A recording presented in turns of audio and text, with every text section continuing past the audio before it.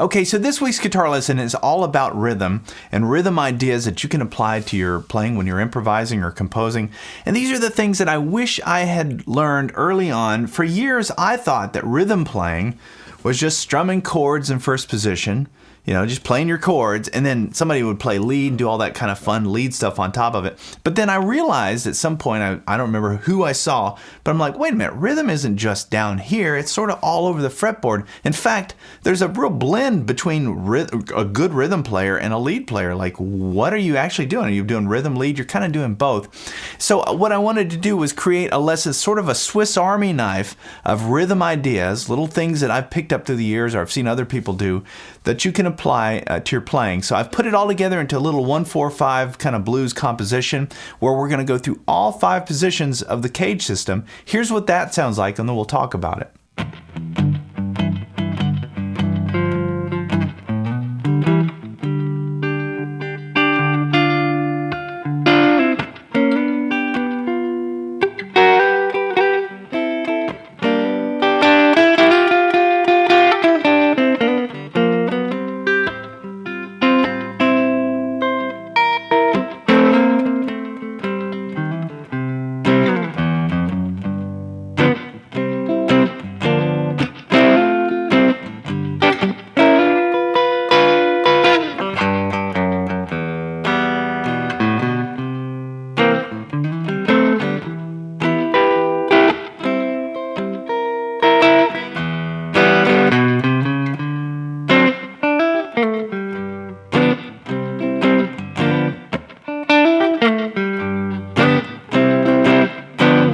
So we're going to break that down and go through all those ideas over the course of 2 videos. In this video, we're going to go through the first half. If you'd like to join us for the second half, download the tab PDF file and also access the on-screen tab viewer, which is interactive. It has the tab and the video on the screen at the same time. There's no talking.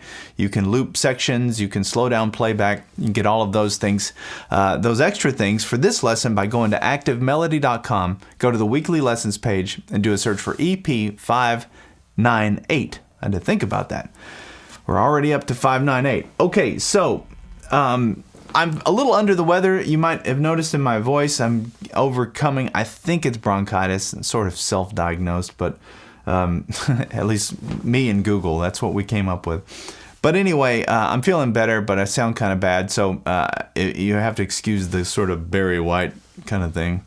Which is kind of cool, actually. But anyway, that's where we are. So this song is in the key of, or this little composition that we're going to be practicing here. It's not really a song, but it's in the key of G. So our 3 chords are going to be G, C, and D. And we're going to be using all 5 positions of the cage system to play out of that. Now, don't let that freak you out. It does. In fact, we're not even going to be playing the chords per se. We're just going to be using the containers where those chords are. They're kind of like hand positions. That's one way to describe it. But anyway, let's listen to this first little idea, which has got a little Chuck Berry element, and then we'll talk about what's going on. 1, 2, 1, 2, 3.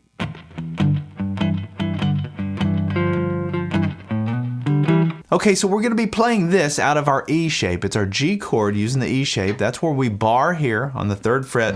And then these 3 fingers make up the E shape, like first position E, right?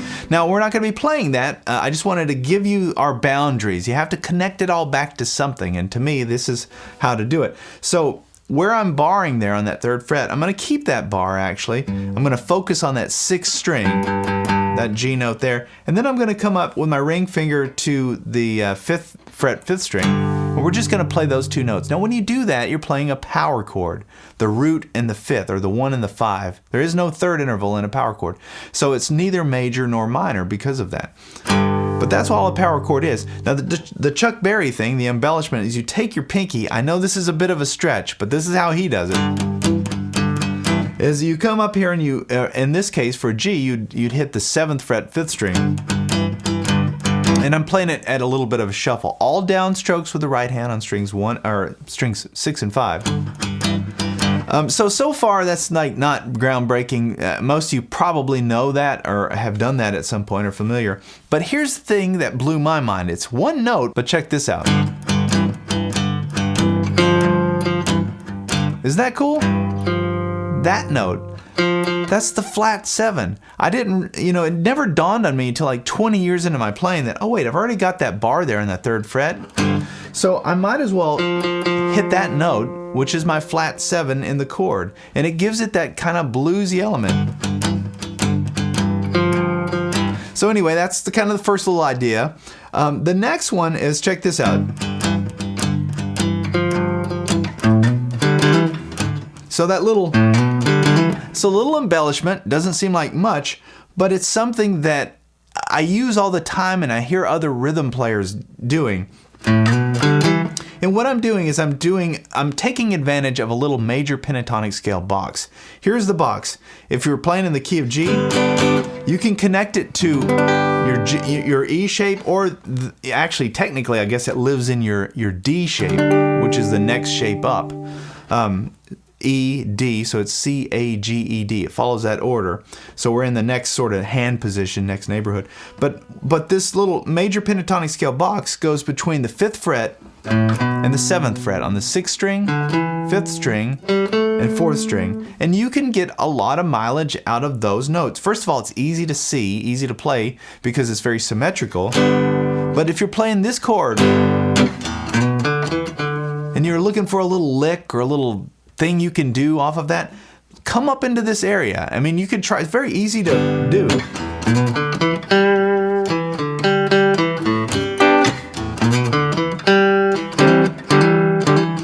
So anyway, that's where this lick comes from.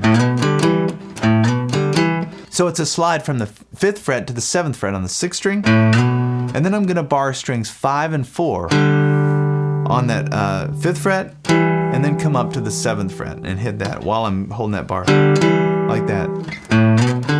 And that's just the little embellishment. I hear a lot of guitar players doing that. So when you put it with the Chuck Berry thing, and you add a little shuffle to it, that's how I was playing it. It's like this.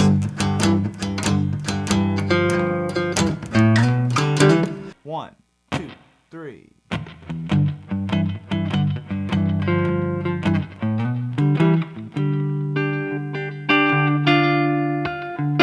Okay, so the next thing we're gonna play goes like this. And this is out of our D shape. So we're playing the chord out of our D shape. Now this isn't one that gets used as often, at least not by me, just because it's only the 1 and the 5. There's no 3, and it doesn't sound very pretty. Now I know some people can play this and they can bar on this 7th fret and then use their pinky to hit this 3rd interval. I just can't do that with my hand. So this is how I play the D chord shape. Is I go ahead and bar, in this case on the 5th fret, we're only going to be playing strings 5, 4, 3, and 2, just those middle 4 strings. So I've got that bar there. I've got my pinky up here on the 8th fret 2nd string, and then my ring finger on the 7th fret 3rd string. And that's the chord. That's my G chord in this position. Now what I did for this little exercise is I went like this. So I'm hitting the 5th string, and then I'm plucking. You could use your pick to do this if that's easier, but I'm plucking with my middle finger and my ring finger on strings 2 and 3 to hit that. So it's like this. And then I go back, and then I hit that twice. So it's like this. But then this note, and that gives you the flat 7. There's the flat 7 again in this D shape. So now you have, I just wanted to point that out, that you have this tool in your arsenal when it comes to rhythm playing.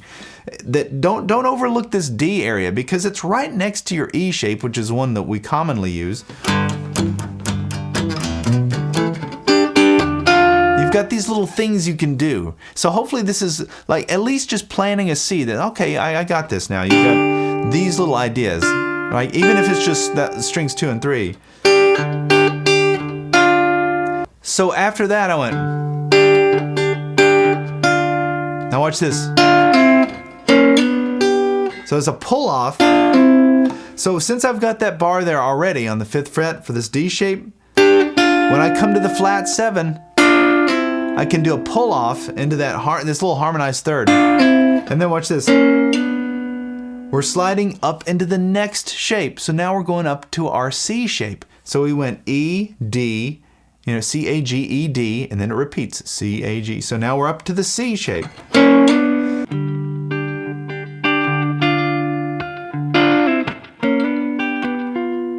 So this is how I get into it, and I use this one a lot. I want you to file this one away as a very useful little harmonized third here. So what I'm doing for the key of G is I've got my ring finger on the 9th fret 4th string, and I've got my index finger on the 7th fret 3rd string. And some of you are going, well, wait, how is that the C shape? Well, check this out. Oh, now you're seeing it. Now you're seeing the C shape illuminate, but I just slid into strings 4 and 3 out of it. So that's how this stuff works. You don't always have to play the full chord. You can just take 2 notes out of it at a time. In fact, we're going to break this one down in a couple of ways like that. So we're going to slide into it, and then I put my middle finger down and hit that note, which is my G note. So like that. Now I've got the root 3rd and 5th of my G chord up here using the C shape. I'm already in position. So, but it came right out of that D shape. So just, I'm trying to weave these things together. So you got, there's the D shape, there's the pull off, and then I slid into the C shape. Still playing a G chord though. So when I came up to this G chord using the C shape, then I added the flat 7. And I just wanted to throw that in there just so you can, first of all, hear it. You keep hearing that flat 7, which is important in the blues for sure. But I want you to know where to find them in all these positions. So there's the C shape, there's the G chord using the C shape, and then I can put my pinky down on the 10th fret 3rd string to hit that note. You can also see this if you're just visualizing. There's my C7 shape. Like think of your C7 in first position. If you play it up here, you're playing a G7. Oh, you're seeing it now, right? So I just hit that flat 7 from that.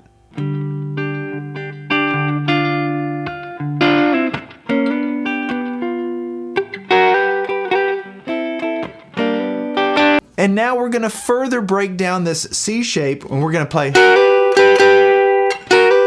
And I came up and hit a little harmonized third. So that's my index finger on the 7th fret 1st string, my middle finger on the 8th fret 2nd string, and I slid into it.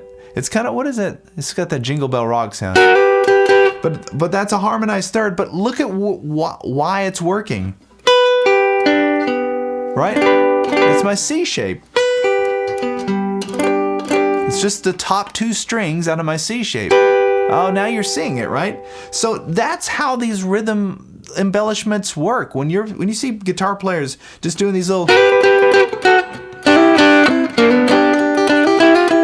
they're thinking about the chords, right? And those chord shapes, and they're just pulling little harmonies out of them. Instead of trying to play the full chord, all 6 strings, you're just hitting like a little fragment of it, which represents your chord. So we're still on the G chord of the song. And I did this. So after that little harmonized third there out of my C shape, I came down and hit strings 1, 2, and 3 on the 5th fret, and then back to my G chord using the E shape, but I'm only playing strings 1, 2, and 3. The top 3 strings out of that shape. Now, what about this? What is that? Well, there's different ways you can look at that. You can think of that as the 2 chord, right? Which would be like your A minor, which would be in the key of G. So you could go 2 to the 1. That's one way to think about it. But I think what makes more sense is to think about this in relation to your 5 chord. Your 5 chord would be your D, right? But if you play a D like this, you're playing a D9. That little triad is in there. That little minor triad is in your 9 chord. And so that is like, it's almost like hitting a G to the 5 chord, or so anyway, it's an embellishment, but you can think about that when you're playing your chord as like a little passing chord. It's really hitting on that 5 chord or your 2 chord, however you want to look at it.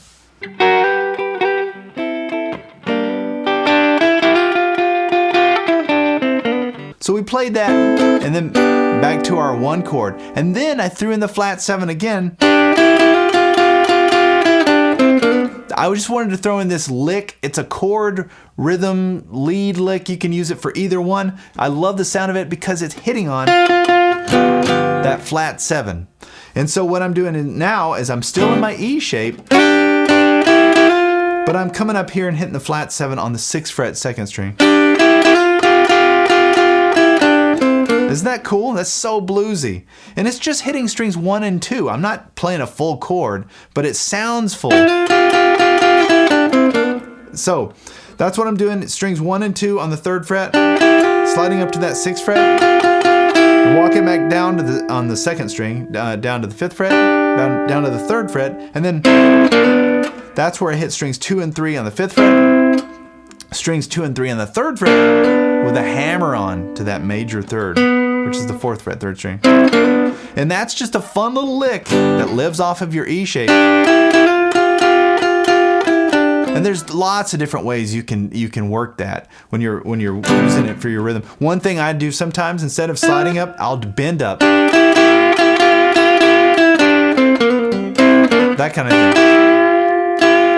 Isn't that cool? Kind of pedal steel sounding, but I love that.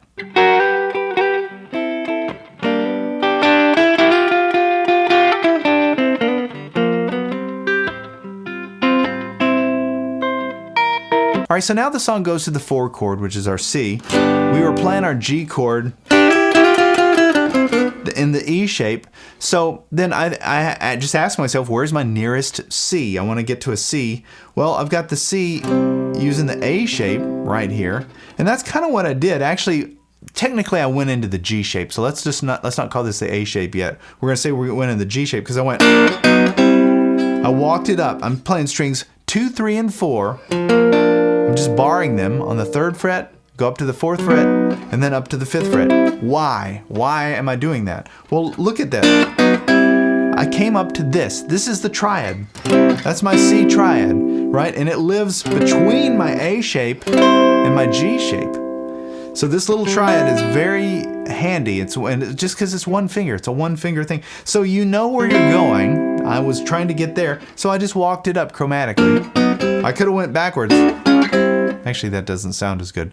We'll stick to what I did. But anyway, I was just, walked up to the C. Now from here, check out these embellishments.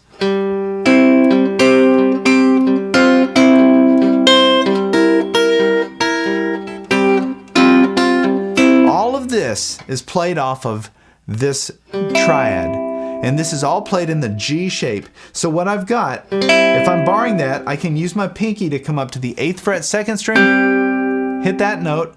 I've got this note, which would be like a C sus4. So that's the, I'm keeping that bar on the 5th fret, 6th fret 2nd string. I can let that go. So look at that, just that. I hope that's shining a light bulb. Just giving you ideas right here. Check this out. And what I'm doing is I'm using my pick to go back just to sort of drone on that 4th string. You don't have to do that, but I'm just sort of hitting that note in between.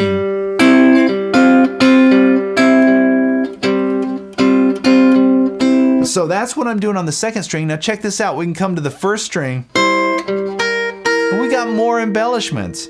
On the 1st string, we've got that note, which is just another C note. It's just a higher version of it. But then I've got the flat 7. It's back. It keeps showing up because it's so cool. So I keep that bar on the 5th fret. Now I'm playing the 6th fret 1st string. And so all together, that little idea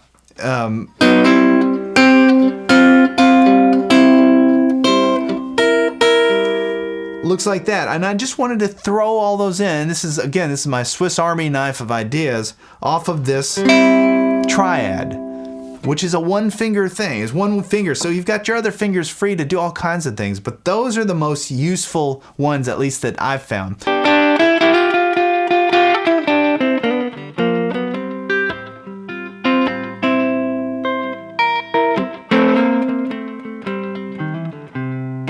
The last little idea I want to throw into this G shape, since we've got this triad held down with my index finger, is check this out.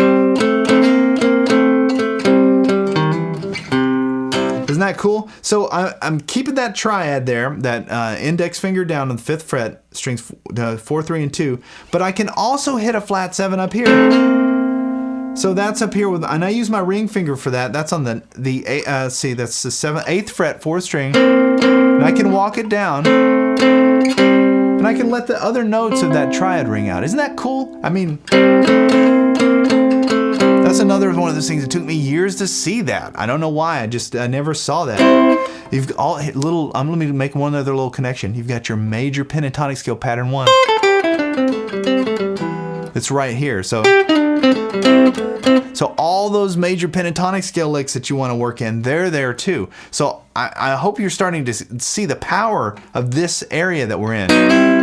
You've got these embellishments. You got your flat 7s, 2 octaves of it, and then you've got your major pentatonic scale. And then I went like this. Little, kind of like a little bluegrassy lick. So I've got my, keeping that bar there, but I've got my middle finger on the 6th fret, 5th string, do a hammer on to the 7th fret, and then I hit that 4th string on that 5th fret. And then I slide back down to my A shape. All right, so that's a lot of information already. I'm going to end the part 1 video there. That's a whole lot of ideas. I hope you've picked up something. Come join us in part 2 where we'll go over the rest of this composition and I'll give you a whole bunch more ideas that you can relate, and we'll finish out the cage system. We'll keep going through the different shapes. But that's the idea behind these kinds of lessons like this. It's not necessarily to have an awesome song, although you do have something that's kind of fun to sit and practice, but it's to get ideas so that you can write your own stuff and you can improvise, and you've got the tools, the Swiss Army knife of ideas. If you like this lesson, leave a comment, let me know. I always appreciate that. It helps me, it motivates me, it gives me just sort of a thumbs up that I'm in the right direction. If you've got questions about anything, feel free to leave those too. I read them all and I try and answer any of those questions that come up. All right, we'll see you in the part 2 video.